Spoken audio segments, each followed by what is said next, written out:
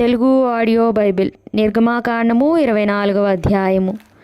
మరియు ఆయన మోషేతో ఇట్లనెను, నీవును అహరోనును నాదాబును అబీహును ఇశ్రాయేలీల పెద్దలలో 70 మందియు యెహోవా యొద్దకు ఎక్కి వచ్చి దూరమున సాగిలపడుడి. మోషే మాత్రము యెహోవాను సమీపింపవలెను, వారు సమీపింపకూడదు. ప్రజలు అతనితో ఎక్కి రాకూడదు. మోషే వచ్చి యెహోవా మాటలన్నిటినీ విధులన్నిటినీ ప్రజలతో వివరించి చెప్పెను.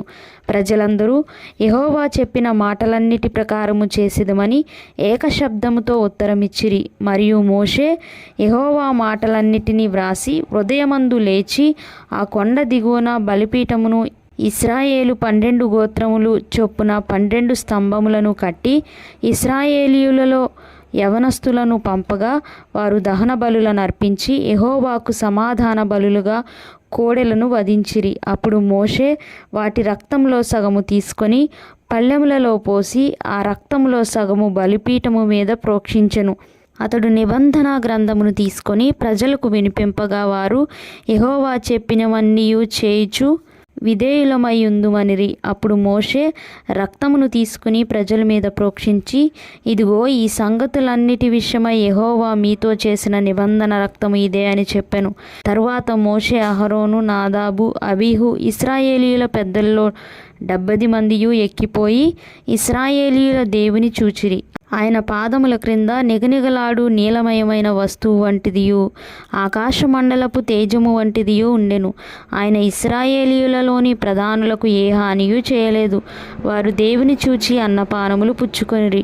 అప్పుడు యెహోవా మోషేతో ఇట్లనెను, నీవు కొండ ఎక్కి నా యొద్దకు వచ్చి అచ్చట నుండుము. నీవు వారికి బోధించున్నట్లు నేను వ్రాసిన ఆజ్ఞలను ధర్మశాస్త్రమును రాతి పలకలను నీకిచ్చదనగా మోషేయు అతని పరిచారకుడైన యెహోషువయు లేచిరి. మోషే దేవుని కొండ మీదికి ఎక్కెను. అతడు పెద్దలను చూచి, మేము మీ యొద్దకు వచ్చే వరకు ఇక్కడనే ఉండుడి.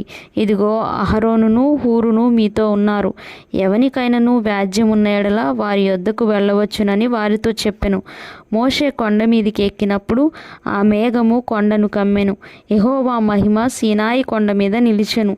మేఘము 6 దినములు దాని కమ్ముకొనెను.